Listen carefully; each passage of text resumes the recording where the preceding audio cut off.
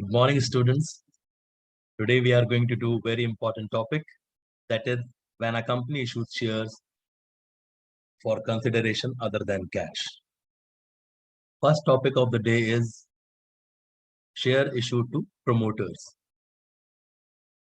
हम सब लोग जानते हैं कि company always raises funds. Company always issues shares for the purpose of raising funds. But sometimes what happens कि company funds raise ना करने के लिए rather to make the payment for availing the services of promoters or underwriters, the payment is made through shares. तो shares को issue करना always necessary नहीं है कि सिर्फ fund raise करने के लिए होता है. It can be for any other purpose also. So we are going to understand shares issued to promoters. What is share issued to promoters and who are promoters? You know very well, you have studied in 11th class. Promoters वो लोग होते हैं जो बहुत ही important role play करते हैं formation of company में. जितना भी before the incorporation of the company हमारे डॉक्यूमेंटेशन वर्क होता है, उन सबको प्रोमोटर्स ही हमारा कंप्लीट करता है. तो therefore we have to make the payment to the promoters. तो सबसे पहले जो भी उसकी फीस होती है उनको हम कहते हैं इनकॉर्पोरेशन एक्सपेंसेस, राइट. तो incorporation expenses to promoters account करके हम एंट्री पास करते हैं. The company makes the first entry in the books incorporation expense to promoters account. Incorporation expense की जगह आप लोग गुडविल अकाउंट डेबिट भी कर सकते हैं. Why do we write goodwill? Because firm की गुडविल भी इंप्रूव होती है. जो हमारी कंपनी है उसकी गुडविल पर भी अच्छा इफेक्ट पड़ता है अगर कोई बड़ा प्रोमोटर हमारी कंपनी से एसोसिएट होता है तो. So therefore the entry goes goodwill account debit और promoters account debit. Goodwill account debit to promoters. और सेकेंड एंट्री आती है प्रोमोटर्स को शेयर इशू कर देते हैं फॉर देयर सर्विसेज. तो entry comes simple promoters account debited to share capital account. So these are the simple entries which we have to pass, children. Then share issued to promoters. अब हम funds raise करने के लिए shares issue नहीं कर रहे हैं, हम services हमने avail करी हैं underwriters की. तो हम entry बनाएंगे इसमें. company will pass the entry underwriting commission to underwriters. Who are underwriters? Those who undertake the responsibility to sell the shares in the market. कि हम market में share sell कराएंगे और अगर नहीं सेल हो पाएंगे तो we will be buying those shares. उसको कहते हैं हम अंडरराइटर्स. और इस सर्विसेज के लिए they charge commission from us. तो एंट्री में first of all underwriting commission to underwriters account करके कमीशन को ड्यू कर देंगे. और जिस तरह से आपने फर्स्ट केस में एंट्री करी थी promoters to share capital, in the similar manner underwriters to share capital entry हो जाती है. तो इसमें कोई कॉम्प्लिकेशन एज सच हमारे एग्जाम में नहीं आने वाली है. तो सिंपल थिंग टू अंडरस्टैंड. बस एंट्रीज आपको याद रखनी है. Next topic, very very important topic students, यहाँ बड़े अटेंशन की जरूरत है आपकी. Issue of shares for consideration other than cash. Again one more topic. अभी हम क्या है इस टॉपिक में आपको देखना है कि हम जिस तरह से शेयर्स प्रोमोटर्स को और अंडरराइटर्स को हमने अभी समझा कि how does the company issues shares to its promoters and to the underwriters, उसी तरह से company can issue shares for the purpose of purchasing business, number one, and for the purpose of making payment for the purpose of purchasing fixed assets or non-current assets. तो अगर हम कभी किसी का running business purchase करते हैं, किसी existing company का रनिंग बिजनेस परचेज करते हैं, तो हम उसके एसेट भी टेक ओवर करते हैं. तो asset account debit purchase of business में. Second, to sundry liabilities account, because उसकी सारी लाइबिलिटीज भी हमारी लाइबिलिटीज हो जाती हैं. एंड टू वेंडर अकाउंट, जिससे हमने बाय किया है.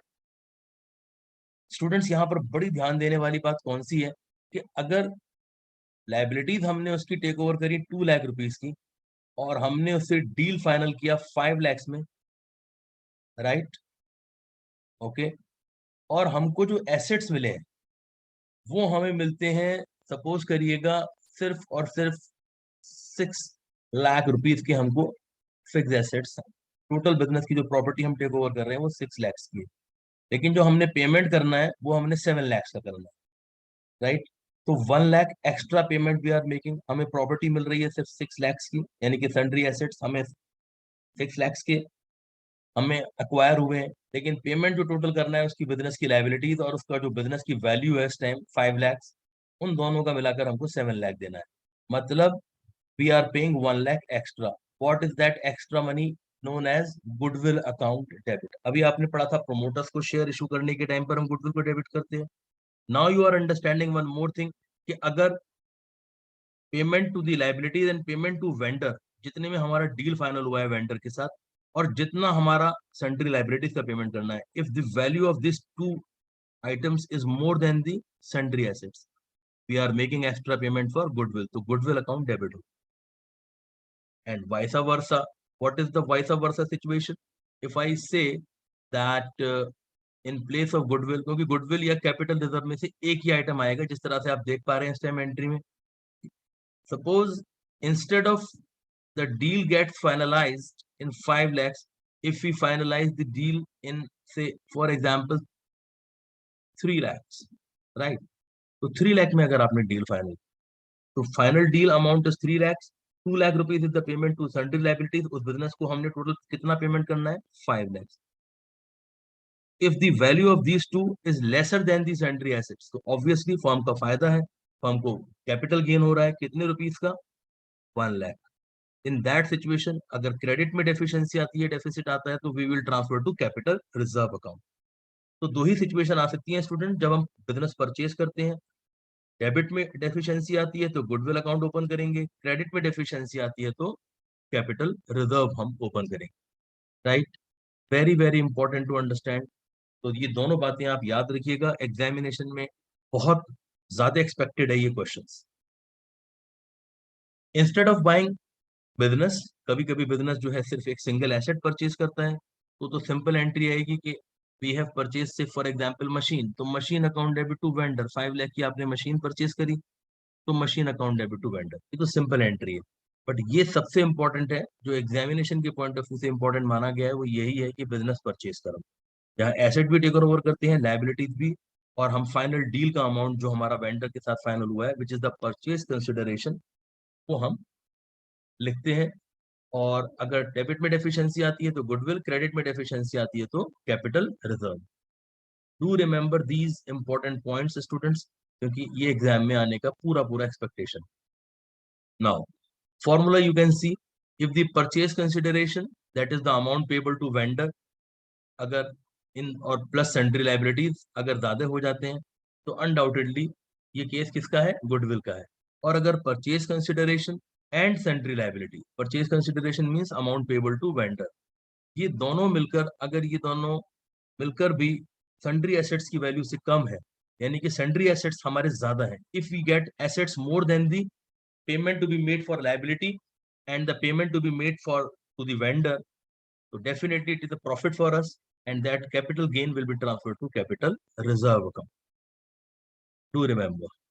Next is on payment to made to vendor। अब हमने जिससे बिजनेस परचेज किया था या एसेट परचेज किया था, उसको हम कुछ पेमेंट अगर हम कैश में या थ्रू चेक और ड्राफ्ट या बिल एक्सेप्ट करके देते हैं, तो एंट्री आती है vendor account debit to cash account, vendor account debit to bank account, vendor account debit to bills payable account for accepting the bill, right? अब हमारा जो टोटल डील अमाउंट है उसमें से हमने इतना अमाउंट पे कर दिया। समटाइम्स इट हैपेंस कि हम कुछ पार्ट पेमेंट भी कर देते हैं। Okay, so this is how the entry goes. अब जो रिमेनिंग पेमेंट हमारा बचा, फाइनल पेमेंट, उसके लिए हम लोग शेयर्स इशू कर सकते हैं। तो क्या एंट्री आती है? On issue of shares to vendor, there are two situations, you know very well. Shares को पार पे कंपनी इशू कर सकती है और शेयर्स को प्रीमियम पर इशू कर सकती है। तो शेयर्स को अगर वेंडर को वो पार पर इशू करती है, par means face value of 10 issued at 10 rupees, तो एंट्री बनेगी vendor account debit to share capital, right? And company अगर शेयर्स को इशू करती है एट प्रीमियम, तो vendor account debit to share capital to security premium reserve entry आती है हमारी। यानी कि प्रीमियम हमारा क्रेडिट में हमको दिखाना कंपलसरी है अगर शेयर्स को प्रीमियम पर इशू करा गया। दोनों एंट्रीज याद रखिएगा, पार वाली भी और प्रीमियम वाली भी। अब वन मार्कर क्वेश्चन में एंट्री तो expected little lesser, but yes number of shares निकालने को आ सकते हैं। सपोज करिएगा स्टूडेंट्स कि आपने एसेट परचेज करे 5 लाख रुपीज के, उसमें से 1 लाख आपने पेमेंट कर दिया थ्रू चेक, अब फाइनल पेमेंट जो वेंडर को करना है आपने, वो करना है 4 लाख, राइट। और एक शेयर की वैल्यू कितनी है, 10 रुपीज। हमने 10 रुपीज वाले शेयर्स इशू कर दिए 4 लाख का पेमेंट करने के। तो वेंडर ये जानना चाहेगा कि सर 4 लाख का पेमेंट जो मुझे हुआ है उसमें मुझे शेयर्स कितने मिले हैं। तो you can calculate that the number of shares, 40,000 shares issued to vendor है, vendor against purchase consideration of business or against purchase consideration of assets। तो आपका ये निकालने को आ सकता है। और अगर शेयर्स आपने प्रीमियम पर इशू करें, से फॉर एग्जांपल आपने पेमेंट करना था 5 lakhs जो आपने फिक्स एसेट परचेज करी, and suppose you make the payment of 60,000 for example. 5 lakh में से 60,000 का पेमेंट आप कर चुके हो थ्रू चेक, थ्रू कैश। तो 4,40,000 फाइनल जितना भी अमाउंट पेबल होता है वेंडर का वो हम कैलकुलेट कर लेते हैं। एंड फॉर एग्जांपल शेयर की फेस वैल्यू 10 है, और वैसे भी आप याद रखिएगा कि अगर शेयर की फेस वैल्यू नहीं दे रखी हो तो we assume it as minimum 10। और इस 10 रुपीज के शेयर को 10% प्रीमियम पे इशू करा है। 10% प्रीमियम पर अगर आप इशू कर रहे हैं इस 10 रुपीज के शेयर को, तो 10 रुपीज का 10% कैलकुलेट करेंगे आप। फेस वैल्यू का निकालते हैं हमेशा सिक्योरिटी प्रीमियम। कितना रुपीज निकल कर आता है, 1। That means our issue price is 11 rupees. तो अगर आप 11 को इससे कैलकुलेट करते हैं तो यू विल फाइंड कि 40,000 shares are issue, right students. तो in the case of issue of shares at premium, with premium करेंगे फेस वैल्यू में ऐड करके। और in the case of issue of shares at par, हम उसको सिर्फ face value से ही डिवाइड करेंगे। बट ऐसा कुछ नहीं है कि दोनों से आंसर सेम आएगा। ये तो यहाँ पर 440 पेमेंट करना था, 11 से करा है, तो that is why it is coming 40,000। But it is not always certain के पार और प्रीमियम पर सेम ही रिजल्ट आता है। डिपेंड्स के what are the amount. So purchase consideration क्या चीज होती है, amount paid by the company to the another company, जो डील अमाउंट है, जितना अमाउंट हमने वेंडर को पेमेंट करना है for the purchase of business. ये 1 मार्कर क्वेश्चन आ सकता है, what is the meaning of purchase consideration. It's a 1 mark question. तो आपको 4-5 ऑप्शन देगा, तो आपको करेक्ट नॉलेज जब तक नहीं होगी तो you can not answer what is purchase consideration. The amount paid by the company to any other company, जो भी सेलर कंपनी है, वेंडिंग कंपनी है, for the purchase of business और for the purchase of assets. अच्छा, अगर कभी purchase consideration नहीं दे रखा है कि what is the deal amount, तो जितनी एसेट्स है, सपोज आपने एसेट्स टेकन ओवर करी बिजनेस की 20 lakhs की, लाइबिलिटीज टेकन ओवर करी 10 lakhs की।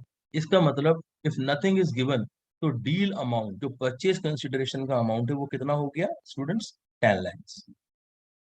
Otherwise there is one more way to calculate purchase consideration. Suppose करिएगा आपने 5 लाख रुपीज का पेमेंट तो कर दिया चेक से, and amount payable to vendor by shares भी दे रखा है कि थ्रू शेयर्स कितने शेयर्स इशू करे। सपोज करिएगा कंपनी ने इशू करे 10,000 shares of ₹10 each. That means what is the value of shares issued by the company, 1 lakh. तो 5 lakhs आपने ड्राफ्ट से पे करा, 1 लाख आपने शेयर्स इशू कर दिए 1 लाख रुपीज के, तो टोटल पेमेंट आपने वेंडर को कितना करा, 6 lakh. In this situation students, 6 lakh will become our purchase consideration amount. तो दोनों ही सिचुएशन के लिए आपको रेडी रहना है कि क्वेश्चन में किस तरह की लैंग्वेज को यूज किया गया है in a MCQ based question, right. So we can see the first question quickly. King Limited took over assets of 25 lakhs, liabilities of 6 lakhs. तो 25 लाख के एसेट भी दे रखे हैं, लाइबिलिटीज भी दे रखी है। लेकिन आगे वो क्या बोलता है, king limited paid the purchase consideration. Purchase consideration known नहीं है हमको, कैसे पे करा उसने, 10,000 के equity shares of 100 each issue करके at a premium of 10%। 10,000 shares issue करे हैं 10% प्रीमियम पर, प्लस 11 लाख रुपीज का एक बैंक ड्राफ्ट भी हमारी कंपनी ने इशू करा है। You have to consider yourself as King Limited. तो बताइएगा what is the purchase consideration. Purchase consideration ऐसे क्वेश्चन में ओपनली गिवन नहीं है, तो हमें निकालना पड़ेगा through payment. Asset minus liability से आप नहीं निकाल सकते, क्योंकि आप देख पा रहे हो कि परचेज कंसिडरेशन का पेमेंट कैसे हुआ है, 10,000 इक्विटी शेयर्स इशू करके हुआ है sir, okay, at the rate ₹100 each. 100 वाला शेयर भी एट कितना परसेंट प्रीमियम, 10% प्रीमियम। तो आप देख सकते हो कि 10 लाख रुपीज के शेयर है, 10 लाख का 10% हो गया 1 लाख। दैट मीन्स आपके ने जो शेयर इशू करे हैं वो 11 लाख रुपीज के शेयर इशू, प्लस एक आपने बैंक ड्राफ्ट भी इशू किया है for the payment of purchase consideration. तो बैंक ड्राफ्ट कितने रुपीज का इशू किया है स्टूडेंट्स? 11 लाख रुपीज का। तो 11 लाख का पेमेंट आपका शेयर से है, 11 लाख का पेमेंट आपका बैंक ड्राफ्ट से है। इट मीन्स टोटल वैल्यू जो बिजनेस की परचेज कंसिडरेशन की जो हमारी फाइनल प्राइस निकल कर आएगी, that is 22 lakhs. So this is how we will get to know what is the final payment to be made to the vendor for the purchase of the business. Answer होगा option 1. Simple to understand. Second question देख सकते हैं अब आप लोग, same ही question है, बस हमने जो है नई चीज आपसे पूछी है इसमें। किंग लिमिटेड 25 लाख रुपीज के एसेट टेक ओवर करता है, लाइबिलिटी 6 लाख रुपीज की टेक ओवर करता है क्वीन लिमिटेड की, एंड क्वीन लिमिटेड को पेमेंट करता है 10,000 equity shares of 100 each at a premium of 10% and 11 lakhs by bank draft. तो बताइएगा is the situation of goodwill और कैपिटल रिजर्व। आप देखते ही समझ जाएंगे कि ये केस गुडविल का है sir. How do I get to know so easily? Because sir आपने एक सिंपल, हमने आपको फॉर्मूला समझाया है, purchase consideration plus liabilities plus sundry liabilities का पेमेंट, अगर ये दोनों ग्रेटर हो जाए किससे? सन्ड्री एसेट्स की वैल्यू से। हमारे को एसेट कम वैल्यू की मिल रही है and we are making payment to vendor and sundry liabilities more than the sundry assets, तो obviously the business is making payment for the goodwill of that business queen limited. Purchase consideration आपने ऊपर निकाला था इसमें 22 lakhs previous question में, क्योंकि this is the previous question only, we are asking only capital और goodwill, capital reserve या goodwill क्या आएगा इसमें। लाइबिलिटीज जो हमने टेक ओवर किया है वो 6 लाख का किया है, तो वेंडर को तो हमने पेमेंट करना है 22 lakhs, लाइबिलिटीज हमने ली है 6 lakhs की, तो टोटल पेमेंट जो हमने करना है वो 28 lakhs का करना है। और एसेट्स कितने रुपीज के आ रहे हैं हमारे पास? इन दोनों की वैल्यू बढ़ी है, एसेट्स आर ओनली 25, तो 25 लाख रुपए के आपको एसेट मिलेंगे, लेकिन पेमेंट करना पड़ेगा सर आपको 28 lakhs। Undoubtedly it is a case of goodwill rupees 3 lakhs, हमने 3 लाख रुपीज गुडविल का एक्स्ट्रा पे करना पड़ेगा। तो the answer is goodwill 3 lakhs, yes, first is the option, यही हमारा ऑप्शन बनेगा। There is no goodwill of 5 lakhs, there is no capital reserve at all in this question. Simple to understand. Next देखेंगे इसमें हम, Silk Limited took over assets of 4,80,000, liabilities of 80,000 of Manju Limited. Assets जो हमने take over करे हैं वो 4,80,000 के हैं, लाइबिलिटीज 80,000 की, और सिल्क लिमिटेड ने पेड किया है 1 lakh acceptance. Acceptance means by accepting the bills payable in favour of Manju limited, payable after 3 months, and the balance, अब बाकी जितना बैलेंस बचा, that is paid by issue of fully paid preference shares of 100 each at a premium of 50%। नहीं बताया हमको कि कितने shares हमने इशू करे हैं एट प्रीमियम, तो हमें फाइनल परचेज कंसिडरेशन यहाँ से नहीं निकल सकता कि हम इस पेमेंट को, शेयर्स वाले पेमेंट को प्लस हम इसको बिल्स पेबल एक्सेप्टेंस वाले पेमेंट को ऐड करके हम देख सकें कि what is the final purchase consideration. तो क्या लगाएंगे हम परचेज कंसिडरेशन कैलकुलेट करने के लिए formula? Just now I have explained. अगर हम पेमेंट से नहीं निकाल सके तो what formula do we use? Assets minus liabilities. You can see very well children कि एसेट्स हमारे 4,80,000 के हैं। आप इमीडिएटली कैलकुलेट करेंगे एग्जामिनेशन में, रफ में, because it's a 1 marker question, entry आपकी आनी नहीं है। तो 4 lakh rupees is the purchase consideration. अब इस 4 लाख का पेमेंट करने के लिए आपसे दोनों चीजें पूछी है, देखिए परचेज कंसिडरेशन भी बताओ और नंबर ऑफ शेयर्स भी बताइए।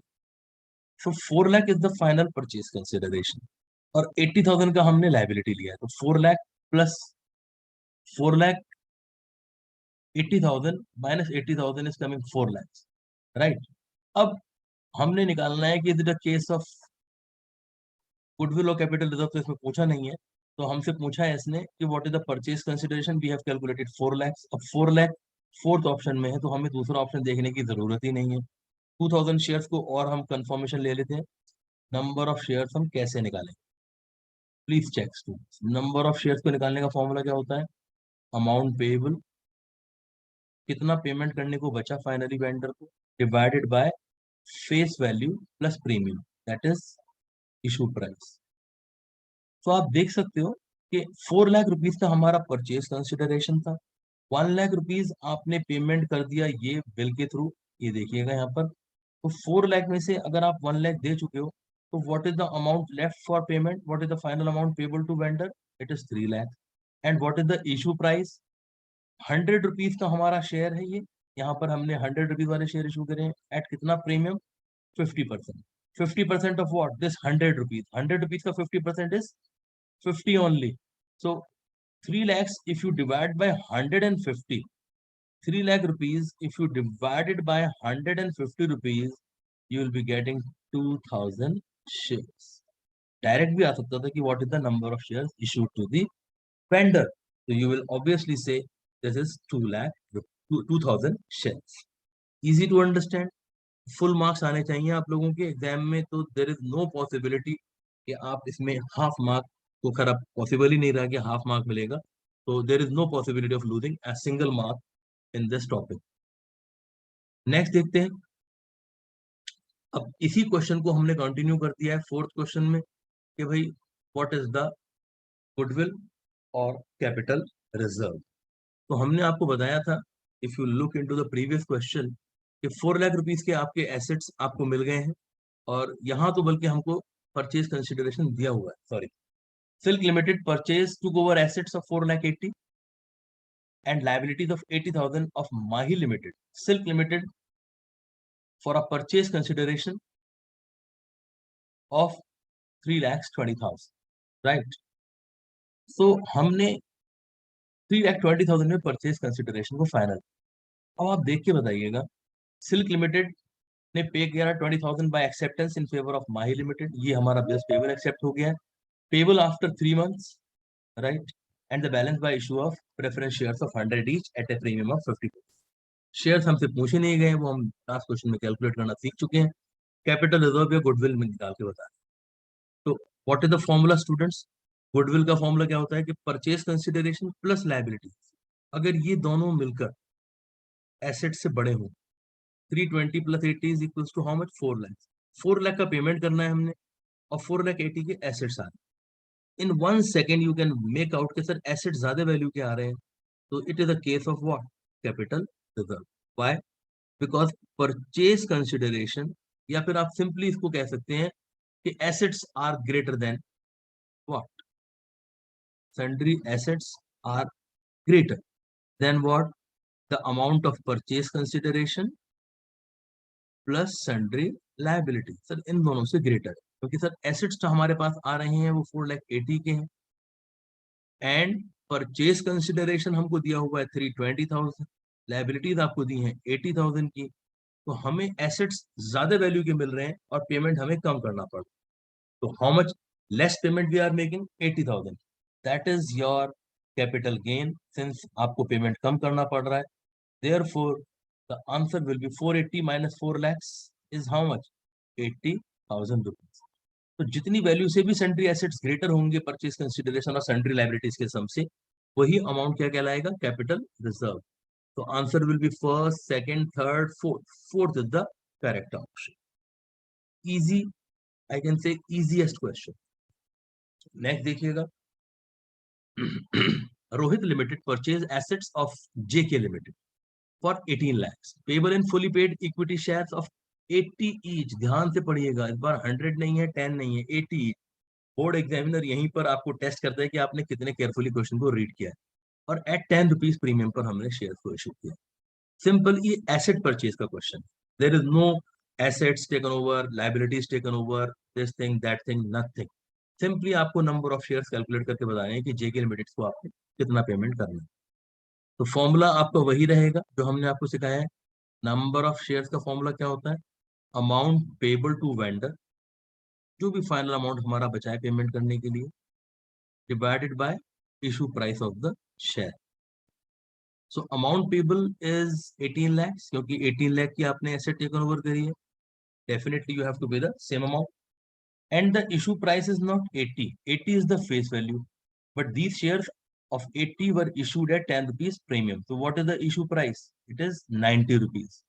So if you cancel this, आपको नजर आएगा कि आपका आंसर आ रहा है 9 to the 18 and it is 20,000 shares. Right, students? The answer is coming 20,000 shares. पर यहाँ हम देखते हैं कि 12,000 shares no, 15 no, 11 no. So we don't have any answer from A, B, C. The answer will be none of the above. Be careful, students. कभी कभी answer none of the above भी हो सकता है. The way it happened in this question number 5 case. So you have to be extra cautious about the topic, about the answers, the options given in the question. Last question from this topic. Purchase furniture, KK Limited, 2,50,000. Payment was made by issue of preference shares of 10 each at a premium of 25%. Calculate the number of shares. I hope you can comfortably calculate in just no time. Number of, इसमें preference shares लिखा है, yeah, number of preference shares issued to the vendor. So 2,50,000 is the payment to be made to the vendor, divided by, this is the purchase consideration, divided by share is of 10 rupees each plus 25%. बच्चा जल्दी जल्दी में क्या करेगा, 25 लिख देगा यहाँ पर, which is the wrong amount. Why? Because 10 rupees the face value, 25% is the premium, students. So 10 rupees का 25%, 25 rupees हो ही नहीं सकता. It is 2.5. So we will be dividing it by 2.10 plus 2.5, that is 12.5. ये 12.5 क्या कहलाता है? Issue price, the price at which the shares are issued in the market.